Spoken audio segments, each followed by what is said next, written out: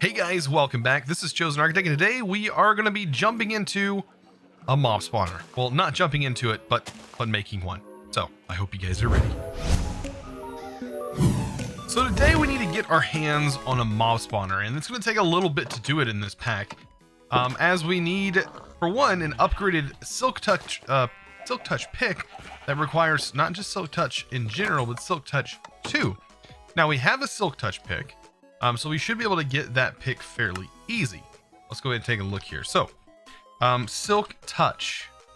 Let's take a look at our books. We'll pull it over here. Let's see. Not add, just Silk Touch. There we go. So, to get Silk Touch 2, it's really not that obvious, but as you can see right here, combined with another Silk Touch book and an anvil to create Silk Touch 2. Not only can you do that, but you can create the book Silk Touch and combine it to a tool that already has Silk Touch, and that will thus become Silk Touch 2. So let's go ahead and create an enchanter. This thing is absolutely wonderful. And we're also going to need a book and quill. So just a feather and black dye. And then we're going to need some slime and lapis. So that's pretty straightforward. And yeah, this lets us get this pretty easy. So our enchanter, we can throw it down right here for right now. And all we need is our book, lapis, and slime, and we can make ourselves a Silk Touch book. Now I already have a Silk Touch pick. It's actually a pretty nice pick. I mean, you can actually use the pound sign and then search silk, and it will show you tools that have the metadata that has that name in it. So you can see this one pulled up Silk Touch here. So there we go. And yeah, if we have Silk Touch on this, we should be able to use an anvil, right? And we have an anvil that we got from some loot. Go ahead and throw that down here. And yes, I should be able to combine this here, and it will upgrade our Silk Touch to Silk Touch 2. Nice. And we also have efficiency and unbreaking, which is really, really great on this tool. So what kind of spawner do we want to get? Well, I will give you guys a fair warning. I recommend getting yourself a blaze spawner, a vanilla blaze spawner from the Nether, and not one from the other dimensions. If you get a spawner that comes from the beneath, it's already going to be upgraded. Now that's great and all, right? That's great, but it is very overwhelming for the tools that we have at our disposal for killing mobs. So just keep that in mind. So I'm going to go with a nice slow blaze spawner, and I think we have Enderman eggs.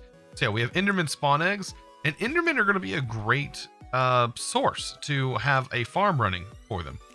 I do suggest though running a zombie spawner first, so going ahead and getting a zombie spawner running, because the way we are going to be killing these things is with a let's see, Killer Joe.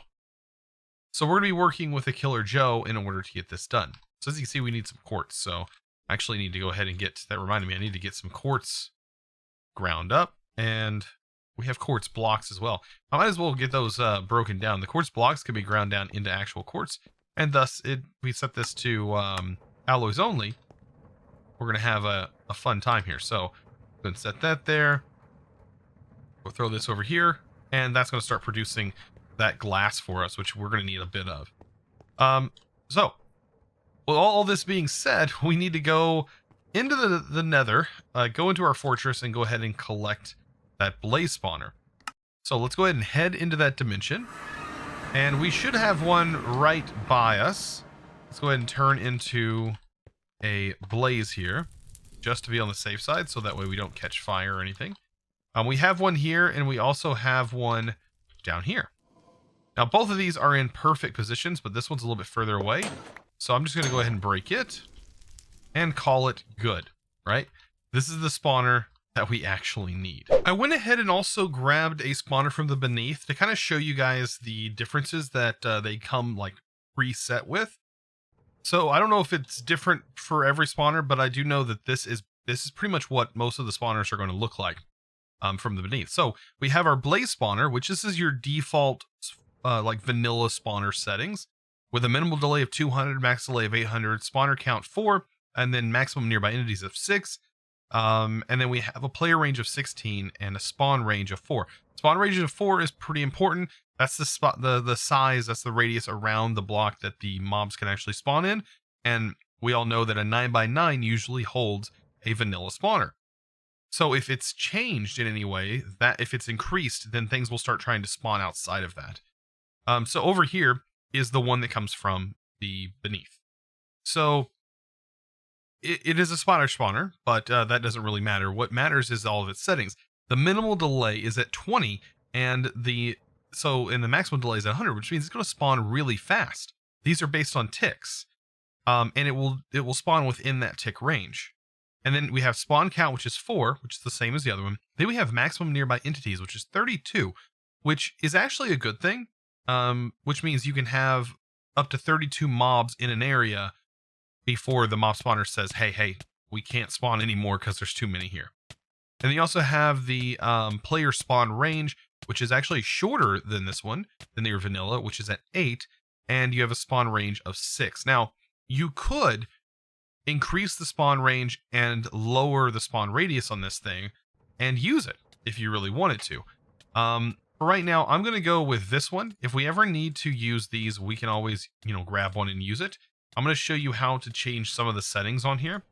Some of the major things, one of the most important things I think right away to do to these things is to place it down and to hit it with a comparator. When you hit it with a comparator, this will now only be active when it is receiving a redstone signal. So these are very important things to do. I'm going to also use this one as well. Hit that one with a comparator. So if we ever decide to use these later, we can do so. And it will save this on here. You can see right here, now it says requires redstone. And that's important. Very important. So let's take a look at, I think I have some redstone conduit here. Right here, redstone alloy. I'm probably going to need a bit more than what I currently have. I think, yeah, it's just silicon and redstone. Which, wow, I am actually low on redstone. That's crazy. Anyways, so I'm going to get some of that made. We are going to need a bit of it. So I'm going to make some of those conduits. But anyways, setting this spawner up, all we have to do is take it over here and place it down.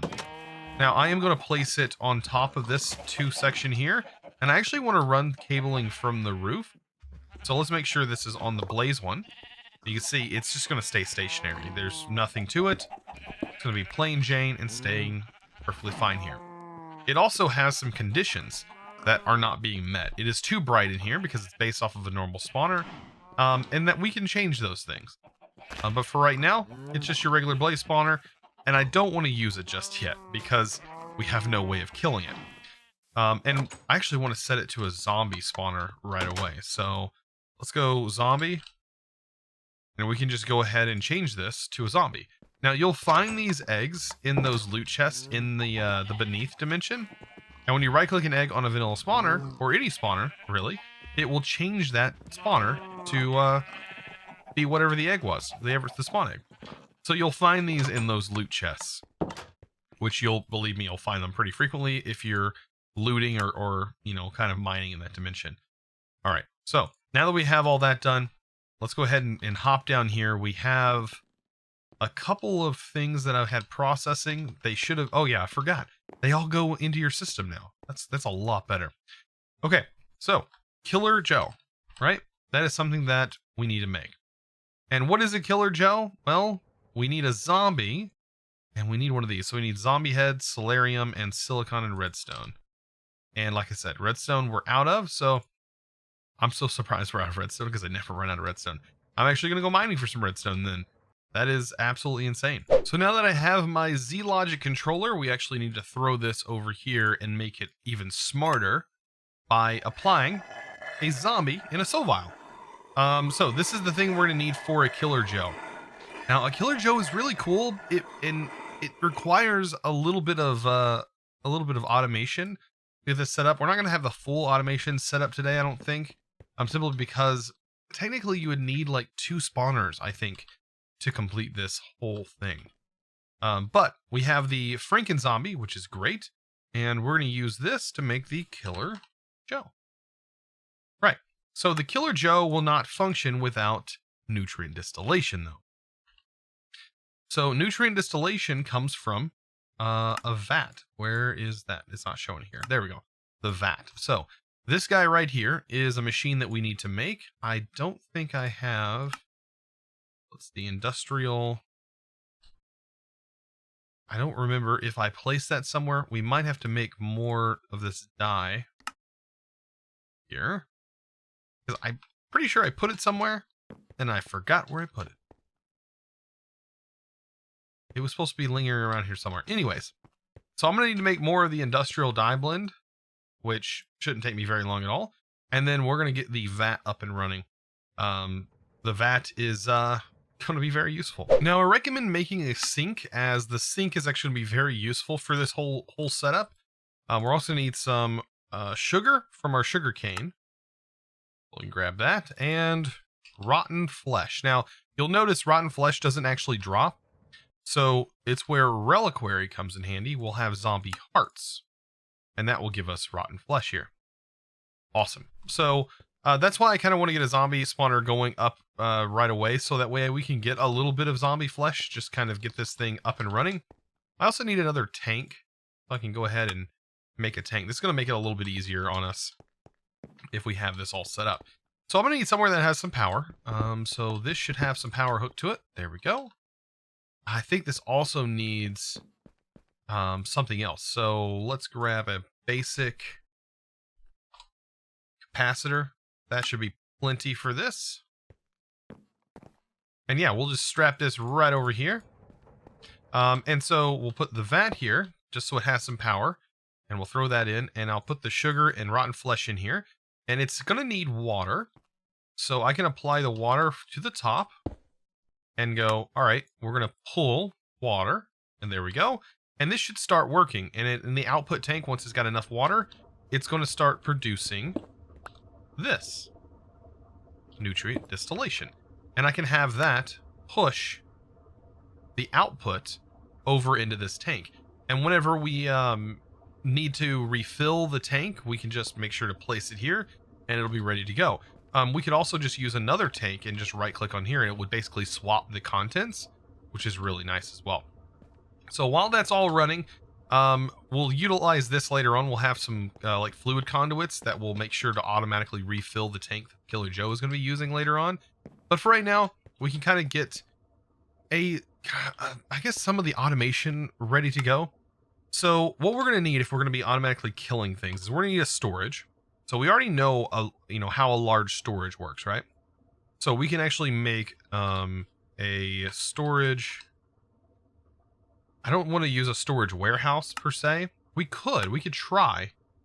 I don't know if the interface will work, so let's just see. I don't know if conduits will connect to this. So we have a warehouse control block, and that's all we need. All I need is a control block, but we should be able to use an interface for this. This is going to need a chest, some wood, and paper. So chest, wood, and paper. And this has to be crafted inside, not a research station, but inside of a crafting table. We can just use this warehouse crafter here. And yeah, we can try and use the storage. Actually, I've not used this, so it'll be interesting to see how this functions. So chest here and paper on top, and that'll give us a warehouse interface. So this should allow us to utilize this. I'm hoping, like, if we place this down, I don't know where this needs to sit in the storage. So I'm assuming it's going to be probably like underneath or on top of the actual warehouse controller block. I need to figure that out, actually. Like, this is a crafting grid. So you know what? Well, we can try it right here. Let's get a hopper. We're gonna need this hopper anyway, so might as well utilize it. So if we place a hopper here, right, and we place let's just place one storage in here. So now we have some storage. And we throw some wood in here. It goes in here, but it is not going into the system. So if I take this out, which actually, yeah, there it goes. If we put this inside the actual storage field itself, Does that matter? And then what if we hop her into there? Here's some learning. Like, we're learning as we go.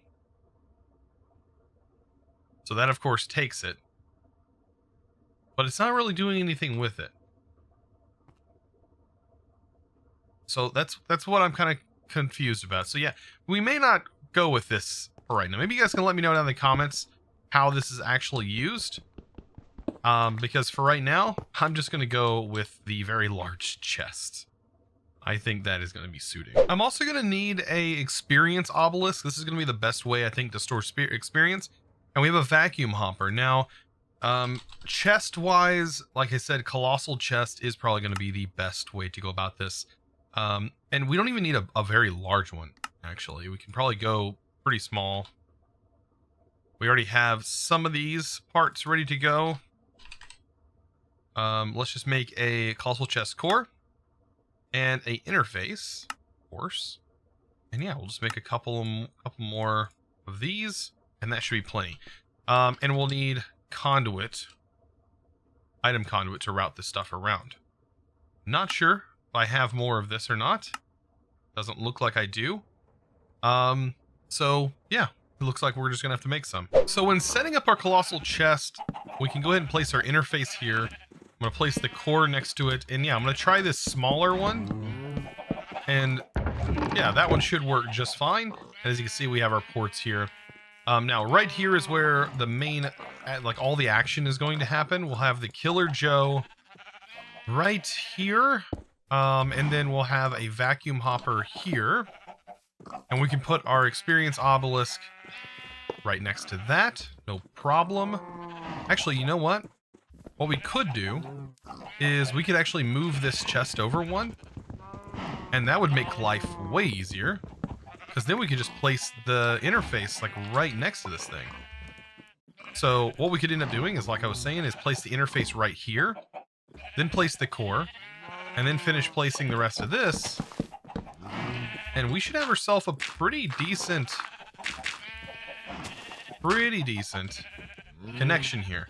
So if you hit Control O, you can remove JEI, and we can open up this interface, and we can actually move it. And right here, I'm going to connect the pipe to the left side, and then over here, this is going to be for XP, for fluid, and I'm going to put it going to the roof, to the top. And that's where I'm going to place the obelisk, is on the top of this thing. So it can go in any direction, doesn't really matter. And we can place the obelisk. Nice. So now experience is going to flood into this, and we can also, to make it go even faster, set this to pull on the bottom. And that should help things kind of flow here. Now, I'm also going to need some slabs. Like I said, we can make this thing completely dark, and which we can try for right now. Let's take a look at slabs, because we are going to need them. And then I guess cobble for the rest of it. Actually, you probably should use this. Now, later on, I will be converting this and upgrading this into a better spawner. But for right now, this will be what we're going to use. All right, I'm going to go ahead and place the slabs, because there's going to be an open area just like this for the items and experience and stuff to come through, but light doesn't actually get through, which is really nice. And we'll, of course, remove these torches. Now, I do need an exit up here, because we are going to have to route some cables along this wall. So I'm trying to set up the configuration for the redstone, and of course there's going to be a lot more redstone cabling than this. But what we can do right away with our Yeta wrench is we can force a connection, and we can hit shift and left click, and we can set this. This is going to be our output, and we're going to set strong signal. This is going to be on a green channel, so we need to remember that when we go over here, and set this to our input on a green channel. So it's set to this block, so if we put a lever on this block, which is right here, we're able to turn on and off the mob spawner. And that's kind of what I want to go with and have set up. But like I said, I really won't be able to cover this up too much. There we go. That's about it. You know, actually, that covered up quite a bit. I'm kind of surprised. I can't really cover this right yet, though, so that hole is going to be left there, but I'm not too concerned about it. Now, on the other side, well, we have to kind of figure this out. we're gonna need some fans. And, not you guys, but I mean, like, actual fans. And that's where this is going to come in handy. I need to chop all of these down, and we're gonna use some fans from open blocks to, essentially move the mobs around. That's about the, best option we have. So, fan, we take a look at it. We do have these open block fans. Now, the downside to using open block fans is it's based on the redstone signal. So the speed of the fan is based on the redstone signal provided. So let's just go ahead and place these down. We are going to need to use more redstone conduit for this. So I am going to need to make more redstone conduit. And actually, we might as well just make a bunch of it because I'm going to be using a lot of it. I actually really like the redstone conduit mechanic. So let's go ahead and remove that. Throw that in there. Perfect. We can throw that away. All right. So that'll eventually build up. Let's go ahead and place these down and get this all set up. And then we'll hook up the cable on the other side. And yeah, this will pretty much be our full mob spawner ready to go. So for this setup, now that I have all my fans in here and I kind of stood in the center and kind of placed them as I went, except for these corner pieces. And everything else is sort of pushing everything to this central location, which is what we want to happen. But each one of these needs to be powered and needs to be powered on a different channel. And we're going to have all of that set up. Now, this over here is where our first cable is going to go. And yeah, the mobs are really loud. But we can actually click here and set this on a specific channel. So this is going to be output, and it's going to be on a strong signal. And I'm going to change this to actually be red. How about that? That'll be pretty easy to do. And we're going to run this over here, and we're going to do this for each one. So yeah, it will get a little tedious as I have to run these cables for each one. We just about have everything ready to go for this bad boy. So I have my tank ready to go. And let's just kind of see. I think just cobblestone for right now. I think we are going to do one upgrade. Just real quick, like right after we test this and make sure everything's functioning properly, we are going to do one major upgrade. So let's turn the lights off here. Make sure it is completely dark. If we close this up, we should be good. Now, I'm going to actually leave it lit up just so I can look in here real quick and see and make sure that this is effectively turning it on. Doesn't look like it is. Even though I don't know if it actually moves when it does have the redstone configuration set. I don't hear anything going on. Are the fans working? Okay, fans are working. You can see the fans are moving me.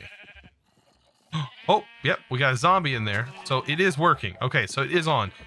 So this is on. The fans are working. Let's go ahead, and since we can actually see these guys for right now, let's go ahead and place this on here. And then we'll set this to... Actually, we'll just set this to pull. And then this is going to need something to kill things with. Let's just utilize my sword for right now. And... Is it doing it? It's doing it. It's doing it. It's picking up stuff. It's picking up experience. It didn't pick up any rotten flesh, but that's okay. I don't think any dropped from them, or not rotten flesh, the hearts. It's working. It's working. So, since we know it's working, right, we can turn off the spawner and turn off the fans. This, though, needs to be in activate with signal, so that way we can turn this off as well. So right now it's off. Now it's on, right? So now we should be able to safely enter. I say safely with quotations. And I want to change the way that this thing works, right? So let's just take a look at this. If we go, let's see, redstone, we can effectively increase the speed of this, but I really don't want to increase the speed. Maybe I do. Do I want to change this too much? I mean, we might want to go and try, since the other one is closer. Let's see, spawner. Let's actually try this thing. Do we have another zombie egg? We do. So let's see if we can't turn this into this. Let's try some quartz as well. So I'll kind of explain how this functions. We're gonna need a blaze rod. I'm gonna use this to change the spawn size. If you actually look at a spawner, you can see right here, it'll the things needed to change the delays and stuff. Increase max number of entities. Kind of weird that's a gas tier. I would like to actually probably, I don't know, I kind of like having that. Increase required player range. This is the only thing that we would need is prismarine to make this spawner function better, but we're actually we're gonna remove nearby players, I think. Don't I have another star? No, we haven't killed a wither yet. Okay, so that's something that we'll definitely need to focus on probably next episode, because we'll need that. So, for right now, I guess the one that we have is actually better because of the player radius. The only thing to make it faster and to make it better would be to do drop a dragon egg on it so it doesn't have to be dark. But let's see. Sugar is a good way to actually increase some stuff. So if we use sugar,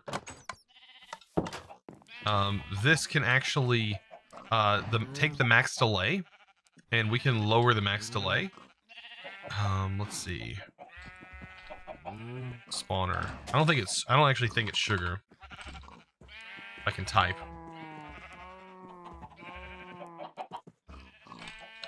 There we go. So, yeah, the max spawn delay is a clock to slow that down. The minimum spawn delay can be reduced with sugar. That, I think, is, we can definitely drop that down to like 100. It does 5 per sugar. And then we just need a lot of gold to get the other stuff down. So lots of gold to make clocks, right? Now, if you mess up at any time, you can always fix your mistakes. I think we need 25. So it significantly changes things.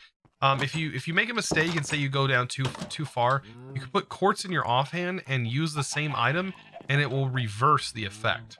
We see right here we're at 800. If we put all 25 of these in here, we're down to 550, right? Which is still good. Still good. Let's go ahead and close this off. And place that there. Turn it on. Turn the fans on. And turn this on. And we're going to have zombies spawning in here. So, yeah. I think this is going to work out pretty well. Pretty well. So right now we do have a spawner. I want to let this work for a while. I want to collect a good quantity of like mob drops specifically from zombies, because it's just going to help us later on down the road. And we may end up just building another type or just putting a different spawner in here along with this spawner. Who knows? You can do stuff like that. You can actually decrease the range on this one so it is a lot smaller, maybe only 2 blocks in spawn range. And effectively have multiple spawners all in here together, which would be kind of cool. So guys, I hope you enjoyed today's episode. If you did, don't forget to click that subscribe button if you haven't already. And also give this video a huge thumbs up, guys. I really appreciate it. Also, be sure to check out my Twitch as I do live stream there over at twitch.tv/ChosenArchitect, where you'll find me most likely playing this mod pack as of the time that this video was published. And guys, also check out my Patreon. I do have a Patreon. You can find it all linked down in the description below. There's a lot of useful links down there. Guys, I hope to see you in the next one. And as always, thanks for watching.